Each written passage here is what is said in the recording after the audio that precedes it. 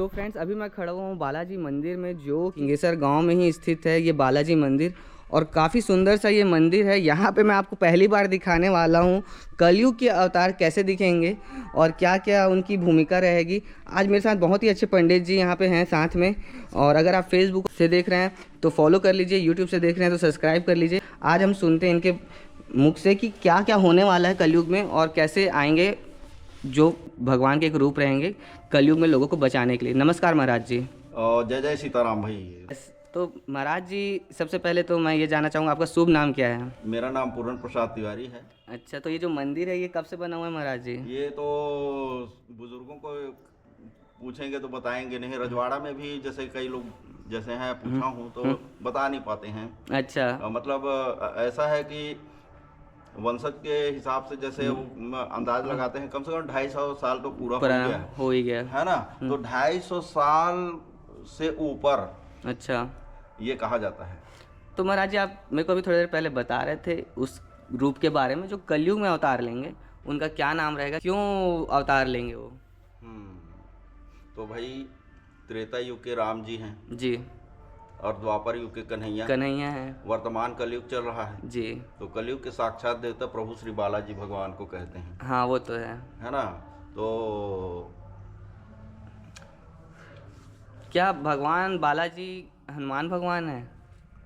वो बालाजी भगवान के वो भक्त हैं तो उनको भी बालाजी हनुमान जी जैसे ऐसे कहते हैं। अच्छा। तो एक बालाजी हनुमान है तो वो हनुमान जी हैं। अच्छा। और ये श्री बालाजी भगवान जो है, बालाजी नाम इस प्रकार पकड़ा जैसे विष्णु देवता ही राम जी हैं।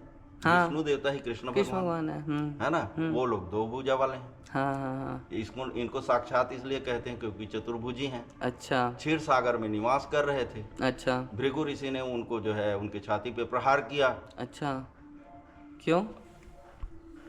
उनको यही पता करना था कि यज्ञ का फल देने वाला कौन है और उनको भड़काया गया वो जो है नारद जी के द्वारा। और नारद जी को उनके पिताजी के द्वारा ये कहा गया कि एक तो सभा में एक चर्चा ही हो रही थी ब्रह्मा जी के कि भाई कलयुग का आगमन होने वाला है तो नाना प्रकार के कुकर्म करेंगे, नाना प्रकार के नरकों की यातना को भोगेंगे। तो इसके उपाय के लिए क्या किया जाए? तो इसी बीच में नारद जी का प्रवेश होता है नारायण नारायण कहते हुए और पिताजी को प्रणाम करते हैं। तो ब्रह्मा जी ने उन्हें बताया कि अच्छे समय पे आए हो नारद, और ये इसी चिंता में हम विचार विमर्श में लगे हुए हैं। तो ऐतिहासिक तुम्हारा भी वर्णन रहेगा यदि कुछ कर जाओ इस संबंध में तो इसके उपाय के लिए। तो पिताजी को प्रणाम किए और अपना नारायण नारायण कहते हुए निकल गए। एक जगह निकलते कहीं एक जगह जा करके देखे तो ऋषि मुनि महात्माओं का समूह और वहाँ जो यज्ञ कार्यक्रम बड़े आनंद से चल रहा था। और नारद जी ने कहा वहाँ जा करके कि भाई धर्म कार्य है, बहुत अच्छा है, लेकिन एक बात मेरे को समझ में नहीं आती है। आप लोग ज्ञानी हैं, महापुरुष हैं, संत हैं, महात्मा हैं, यदि आप लोग जानते हैं तो कृपया बताएं। भाई यज्ञ कार्य हो रहा है, धर्म कार्य है, अच्छा है, लेकिन यज्ञ का फल देने वाला कौन है? अच्छा, ये बात निकल के आई। तो अच्छा खासा प्रोग्राम चल रहा था। अब जो है 2-3 विभाग में बढ़ गए। कोई ब्रह्मा जी को कहे, कोई विष्णु जी को कहे, कोई शिव जी को कहे। कोलाहल चालू हो गया। अच्छा, इतना कोलाहल चालू हुआ, ये अच्छा खासा कार्यक्रम चल रहा था, कहाँ नारद जी आ गए, ऐसा ऐसा हो गया ऐसा कह के। तो जहाँ पहुंचे नारद वहाँ फिर होता ही कुछ न कुछ होता ही है। तो बोले कि देखो जो भी बोले हैं बहुत अच्छी बात बोले हैं और वाकई में इसका पता करना चाहिए। तो इसके लिए कौन पता करे? तो भृगु ऋषि हैं ज्ञानी। अच्छा। तो इन्हीं को भेजा जाए। अच्छा। तो भृगु ऋषि को भेजा गया। तो ब्रह्मा जी के सभा में पहले गए भृगु ऋषि। अब बिना आचार विचार व्यवहार के वहां जा करके आसन पे बैठ गए। अरे। तो उसके बाद फिर अब कुछ बातें होती हैं, देखो आए बैठ गए ऐसा वैसा ऐसा करके। अब ये ब्रह्मा जी का भी कोई आदर नहीं, ऐसा आके बैठ गए, कोई व्यवहार नहीं। अब ब्रह्मा जी को अच्छा नहीं लगा तो उनको बोले क्या यही तुम्हारा व्यवहार है? ऐसा है वैसा है, ऐसा थोड़ा तमके। तो भृगु ऋषि वहां से मुस्कुरा के निकल पड़े। अच्छा। और फिर चले गए कैलाश पर्वत पे। वहाँ माता भोलेनाथ भगवान जो है माता पार्वती के साथ एकांतवासा थे। द्वार प्रहरी लोग थे जी। उन्होंने कहा कि अभी देखिए एकांतवासा में है प्रभु जी, बाद में मिलिएगा। वो ऐसे धक्का देते हुए अंदर में प्रवेश कर गए वो। अब शिव जी देखे तो कहे कि क्या यही लोकाचार है तुम्हारा, क्या ऐसी करते हो, इतने बड़े ज्ञानी हो, इतना भी पता नहीं है, बिना सूचना के बिना ही के ऐसे प्रवेश करते हो, हैं? तुमको ऐसा होगा करके नहीं सोचा था। ज्ञानी होकर के मूर्खतापूर्ण कृत्य है, मूर्खों जैसा हरकत है, ऐसा मूर्ख ही कह दिया। तो फिर वहां से मुस्कुरा करके वो निकल पड़े। अब जा करके जो है अब उनको पता करने के लिए विष्णु देवता क्षीरसागर में विराजमान थे। तो ये तो शांताकारम भुजंग शयनम है, इनको तो ऐसा कुछ होता नहीं है, तो इनके लिए क्या किया जाए।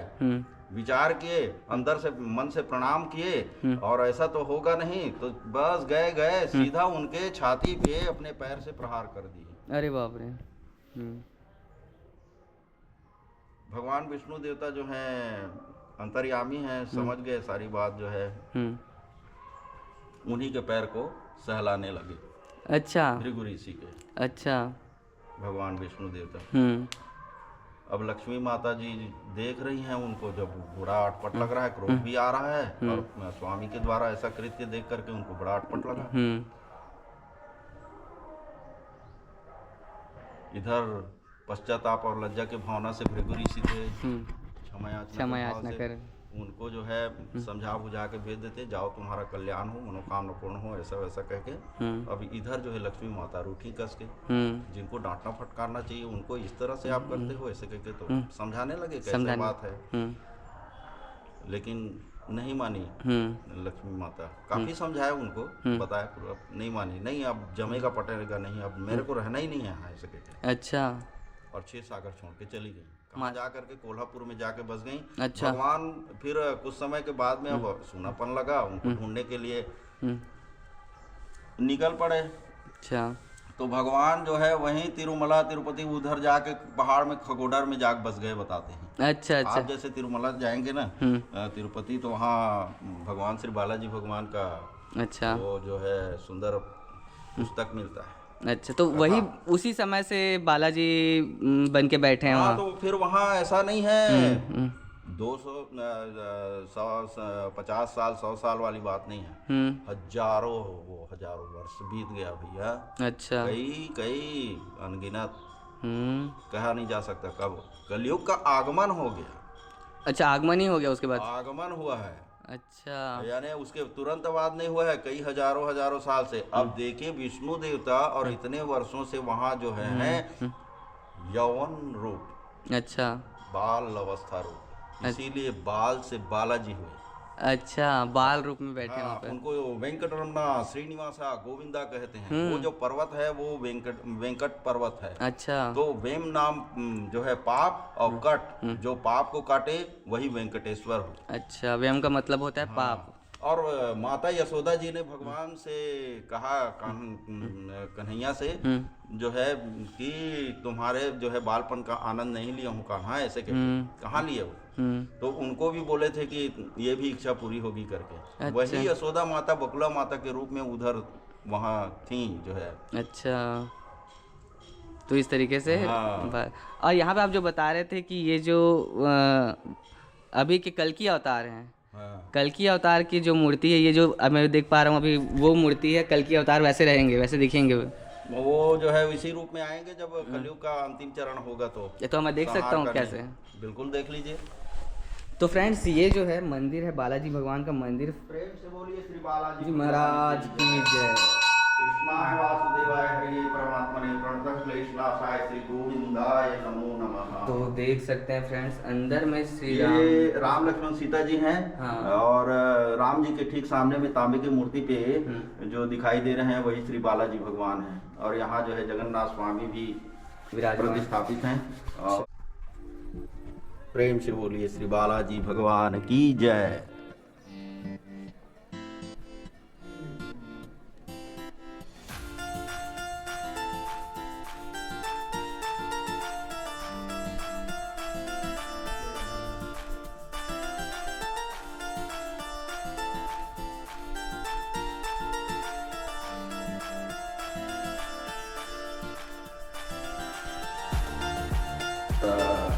ये है नरसिंह देवता। जी, ये नरसिंह देवता। और ये हैं हयग्रीव अवतार लिए हुए। अच्छा, तो ये है जो वामन अवतार रूप में ये ऐसे दिखेंगे। नहीं, वामन अवतार तो वो पीछे है वहाँ है। अच्छा, वामन अवतार। अच्छा। और ये मत्स्य नारायण भगवान जी हैं। अच्छा, ये भगवान की क्या, कौन से भगवान है बोले? ये हयग्रीव अवतार इसी रूप में आएंगे, अच्छा। कहा जाता है शास्त्र में। अच्छा, शास्त्र। और ये जो है राजा सत्यव्रत को जो है एक हम हो गया था कि मैं प्रजा का पालन करता हूँ करके, तो भगवान जो है उन्हीं के जो है अंजलि देते हुए जैसे सूर्य को अर्घ्य दे रहे थे, तो ऐसी में छोटी सी मछली के रूप में आए थे। अच्छा। फिर मेरे को पालन करो, बड़ी बड़ी मछलियाँ जो है भैया, फिर यहाँ पे ऐसा है, मेरे को सुरक्षा चाहिए, तो राजा अपने घर में ला करके टब में रख दिए। टब से बड़े हो गए तो कुंड में रख दिए, कुंड से बड़े हुए तो तालाब में कर दिए, तालाब से बड़े हुए तो नदी में कर दिए, नदी से बड़े हुए तो समुद्र में कर दिए। विशाल रूप देखे तो कहे कि आप कौन हो, तो यही रूप दिखाए। अच्छा, तो ऐसा है, तुमको जो है घमंड हो गया था राजा, पालन करता हूँ करके। तो इसी को जो है समय समय पर भगवान जो है अपने भक्त के रक्षा के लिए और धर्म के लिए जो है भगवान अवतरित। ये है वामन अवतार। ये वामन अवतार हैं। और शुक्राचार्य जी यज्ञ कर रहे थे, तीनों लोगों के अधिपति से स्वामी बन जाते वो जो है। तो ये सब चीज जो है ना, ये सब हम कथाओं में पढ़ते रहते वर्णन है ना भाई। ये 12 देवता पृथ्वी माता को जो है। बहुत बहुत धन्यवाद महाराज जी, आपने हमको इतना समय दिया। लक्ष्मी रमणा श्रीनिवास गोविंदा, आपको भी बहुत बहुत धन्यवाद भाई। तो मेड ब्लॉग इंडिया को देखने वाले अगर कभी भी आप आते हैं, बहुत आनंद में लक्ष्मी रमणा श्रीनिवास जब भी आते हैं फिंगेश्वर आइए, यहाँ पे बहुत सारे ऐसे प्राचीन मंदिर हैं। आपका शुभ नाम? मेरा नाम योगेंद्र है सर। तो ये मंदिर था बालाजी का मंदिर। अब आप नेक्स्ट व्लॉग में देखेंगे मौली माता मंदिर को। तब तक के लिए जय हिंद, जय भारत, जय छत्तीसगढ़।